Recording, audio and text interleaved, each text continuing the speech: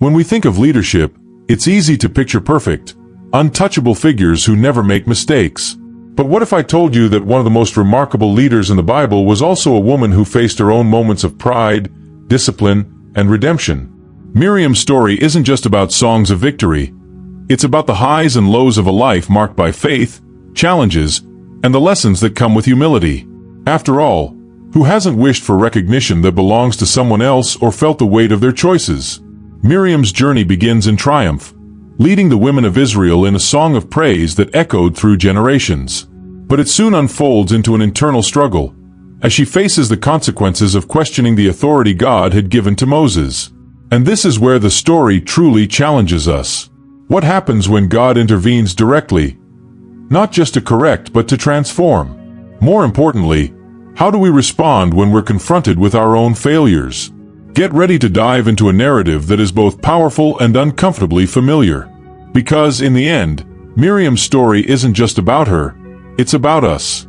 About our victories, our struggles, and the divine grace that shapes us through it all. Are you ready to discover what Miriam still has to teach about leadership, humility, and worship? Imagine the scene. The Red Sea had just closed over the Egyptian army, and the people of Israel were finally free from slavery. The silence of relief was soon broken by the sound of Miriam's tambourine, echoing as a call to celebration. Miriam, with her natural authority, led the women in songs and dances, exalting the power of God. This wasn't just a party. It was a profound expression of gratitude and worship. If we think about it, how often in our own lives do we fail to acknowledge moments of victory with sincere praise? Perhaps it's time to reconsider how we celebrate our small daily achievements. Miriam wasn't just a singer, she was a prophetess. Her words carried weight because they came from a heart filled with faith and courage. By leading the women, Miriam demonstrated the importance of putting God at the center of celebration. And, of course, there's something powerful about music that connects our hearts to something greater. Maybe you've experienced this, that moment when a specific song seems to touch your soul. Imagine turning that into a habit of gratitude, singing praises even on the simplest days. It's interesting to think that Miriam used a tambourine, isn't it? This simple instrument stood out because it symbolized celebration, something that didn't need luxury to be powerful. This teaches us that, often, the most basic tools are enough to create significant impact. It's no different in our lives. For instance, when was the last time you used something seemingly insignificant to create something beautiful? It could be a gesture of kindness, an encouraging word, or even a prayer spoken aloud. Now, here's something fascinating. The women who followed Miriam trusted her. This speaks to leadership. Leadership isn't just telling people what to do. It's inspiring them to act of their own accord. Miriam inspired them to rise and praise without anyone needing to force them. And let's be honest, we all need a Miriam in our lives. Someone who calls us to dance even on the hardest days. Or perhaps you could be that person for someone else. But leading also means taking responsibility. Miriam didn't just lead the praise. She marked a moment that would become a spiritual milestone for the people of Israel. Her leadership reflected her intimacy with God and her willingness to obey. This leads us to reflect. When we have the opportunity to lead, are we doing so with humility and purpose, like Miriam, or are we seeking recognition for ourselves? There's something even deeper here. Miriam's public act of praise echoed through generations. To this day, this scene is remembered as a symbol of victory and dependence on God. Practically speaking, this challenges us to think about what we're building that will be remembered. Perhaps it's as simple as teaching our children about gratitude or sharing stories that inspire faith. But what makes this story even richer is that Miriam wasn't alone. She was part of a family of leaders. Each had a role, and together they guided Israel through triumph and tribulation. So, as we reflect on her leadership and praise, we are led to consider how individual roles intertwine into something greater. In every great story, there are characters whose roles intertwine in extraordinary ways. In the saga of Miriam, Moses, and Aaron, we see a family dynamic that goes beyond blood ties. It is a divine partnership. Each played a unique role in leading the people of Israel. Miriam, the prophetess, Moses, the liberator, and Aaron, the priest. This combination reminds us that success in any journey is not the result of a single individual, but the synergy between talents and purposes. Think about your own life. Who are the people by your side, contributing to a common goal? Perhaps it's time to recognize and value those partnerships. Miriam was the sister who watched over Moses when he was in the basket on the Nile River, protecting the future liberator. That protective instinct never left her. She continued to be a voice of support and, at times, of challenge throughout Moses' journey. In many families, there is such a figure, someone who balances love and responsibility, always willing to speak the truth, even when it's uncomfortable. How do you take on this role in your own family or community? Being a guardian is not just about care. It's also about encouraging the potential of those around you. What makes this dynamic even more fascinating is that, despite being siblings, Miriam, Moses, and Aaron had very different yet complementary roles. Imagine what would happen if they all wanted to take on the same role. Chaos would be inevitable. This teaches us an important lesson: respecting the unique skills of each individual. At work, in church, or even at home, have you ever stopped to think about the value of differences? Recognizing and celebrating these contrasts can transform conflict into cooperation. Speaking of conflicts, it's interesting to note that their relationship wasn't always perfect. There were moments of tension, as we'll see later, but that doesn't diminish the impact they had as leaders. In fact, it shows that even the greatest leaders face challenges in relationships. This encourages us to remember that disagreements aren't the end of a partnership. They can actually strengthen bonds when handled with maturity and forgiveness. Think about this the next time you face a disagreement with someone important in your life. One of the most powerful things about this family of leaders is that each one carried out their role with a sense of mission. Miriam led the women, Moses communed with God, and Aaron mediated for the people. This balance shows how important it is for each person to know their place and embrace it with confidence. Yet, how often do we let insecurity or pride stop us from fulfilling our role? Perhaps it's time to reflect. What is the unique role you've been called to play in your own story? There's also a lesson in community leadership here.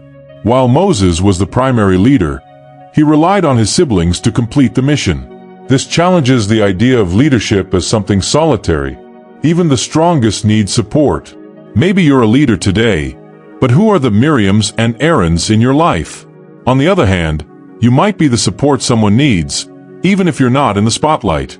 And this leads us to something deeper. The way this family reflects divine cooperation. God chose not one, but 3 siblings to lead Israel, showing that leadership is stronger when shared. As we explore this dynamic, we are led to think about how we can cultivate meaningful partnerships in our own lives. And of course, this idea of family unity prepares us to reflect on the challenges that arise when pride and dissatisfaction threaten to break those bonds. Every leader, no matter how great, faces moments of pride and discontent. Miriam, though a respected prophetess, was not immune to these challenges. In a crucial episode, she questioned Moses' authority, revealing feelings of dissatisfaction and rivalry. This was more than a family dispute. It was a moment of human vulnerability, reminding us how pride can infiltrate even the most well-intentioned hearts. Think about it. How often do we let the desire for recognition cloud our vision? Even the humblest leaders face this struggle. The incident begins with what seems like a simple criticism. Miriam and Aaron questioned Moses for marrying a Cushite woman. However, their words went beyond the marriage. They were questioning the special role Moses occupied. Has the Lord spoken only through Moses? This question echoes the insecurity and desire for validation that we often experience. Perhaps you felt something similar when seeing someone else receive recognition. This doesn't make you a villain, but it does call for a conscious response. It's fascinating to observe how this event highlights Miriam's human nature. She wasn't leading a rebellion. She was acting out of a mix of personal feelings and concern. And let's be honest, who hasn't questioned leadership, especially when it seemed unfair? But there's a fine line between seeking clarity and letting pride dictate our actions. This episode reminds us to evaluate our motivations before we act or speak. God's response was direct and unmistakable. He confronted Miriam and Aaron, making it clear that Moses had a unique relationship with him. This moment wasn't just a rebuke. It was a declaration of the importance of recognizing each person's role in the divine plan. In our own lives, How often do we resist someone else's role because we desire something similar for ourselves? It's a lesson in humility and acceptance that continues to resonate today. Interestingly, this story also challenges us to reflect on how we handle our own ambitions. Pride doesn't have to be a mortal sin, but it can become an obstacle if left unchecked. Think about it. How can you channel your ambitions in a healthy way without diminishing others? Maybe it's through a personal project, an open conversation, or even the practice of celebrating others' achievements as if they were your own. Miriam's episode is a powerful reminder that even the greatest leaders need moments of self-correction. She had a crucial role among the people of Israel, but that didn't make her immune to mistakes. This gives us hope, because it means our mistakes don't have to define us. When we acknowledge our shortcomings, we create space for growth. So instead of punishing yourself for moments of pride, ask, what can I learn from this? That shift in perspective can be liberating. But, as we'll see, God didn't just correct Miriam. He also used this moment to teach the entire community. The impact of her actions extended beyond herself, affecting those around her. This is a reminder that our mistakes, like our triumphs, are never entirely private. They have the potential to shape and influence others, for better or worse. And as we move on to the next point, we are left to consider the weight of consequences when we ignore the lessons presented to us.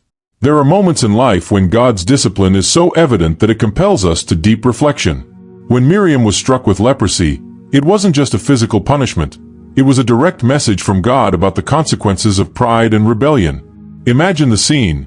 Miriam, a respected leader, now faced the humiliation of being excluded from the community.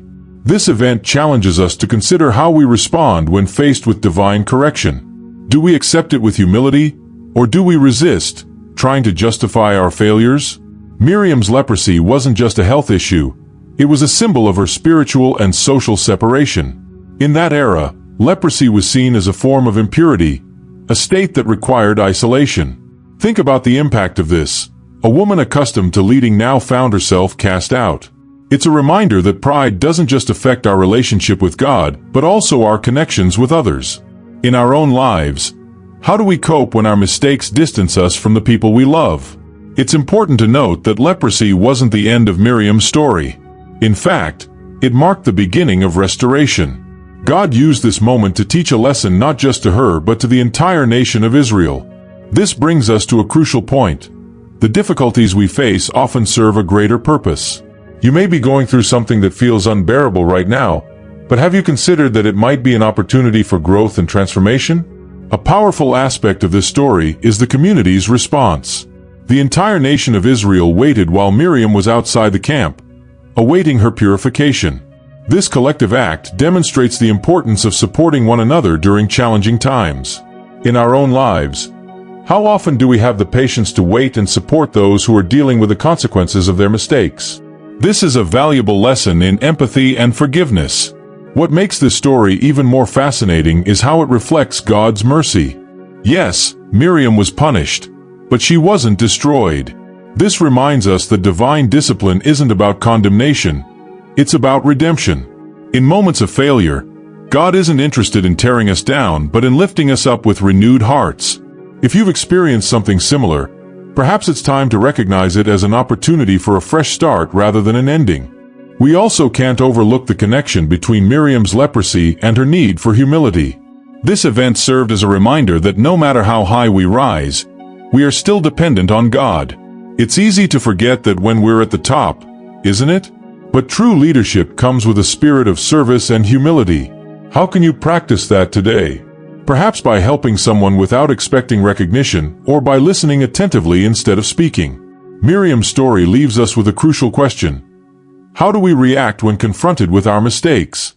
Her experience challenges us to reflect on the importance of accepting correction with grace and allowing it to transform us. But this isn't the final word on Miriam. The next chapter of her life provides a profound example of compassion and forgiveness, one that continues to resonate today. When Miriam was struck with leprosy, something extraordinary happened. Moses, whom she had challenged, didn't choose to harbor resentment. Instead, he interceded for her before God, saying, "Oh God, please heal her." This brief prayer is one of the greatest acts of forgiveness recorded in Scripture. Think about it. How often do we choose to stay silent, letting others learn from their mistakes? Moses teaches us that a true leader doesn't seek revenge but restoration. What kind of forgiveness have you been practicing lately? Moses' prayer was direct and sincere. He didn't waste time justifying Miriam's actions or softening his own feelings. He simply presented his plea with humility. This reminds us that forgiveness doesn't need to be elaborate. It just needs to be genuine. Imagine turning moments of hurt into opportunities for prayer. Instead of complaining or withdrawing, what would happen if you simply asked God to bless that person? Moses' role here is not just as an intercessor but also as an example. His attitude challenges us to rethink how we respond when we've been wronged. It's easy to hold on to pride and wait for the other person to admit their fault first. But Moses showed that active forgiveness is more powerful than any argument. Perhaps there's someone in your life waiting for you to take the first step, even if they haven't said so. The impact of his intercession was immediate. God responded to Moses, instructing that Miriam be isolated for 7 days before being restored. This teaches us something essential. Forgiveness doesn't always remove the consequences, but it does pave the way for healing. Sometimes, the journey of restoration requires time and patience. How can you apply this in your own relationships? Perhaps by learning to give the other person space while keeping the door open for reconciliation. There's also a profound lesson in leadership here. Moses, as a leader, understood that Israel's spiritual health depended on unity among its leaders. He couldn't allow pride or hurt feelings to divert him from his mission. In our own lives, how can we lead with this same spirit? Perhaps by being the first to apologize, even when we're not solely at fault, or by choosing words that build bridges instead of walls. Moses' intercession for Miriam reflects the character of Christ, who intercedes for us constantly. This challenges us to think, if Jesus is so willing to forgive our failures, why are we sometimes so slow to forgive others? It's an uncomfortable but necessary question. Maybe your next step is to practice forgiveness on a deeper level, setting aside any feelings of superiority. And so, the story moves forward with a reminder that forgiveness isn't just an isolated act but a process that benefits everyone involved.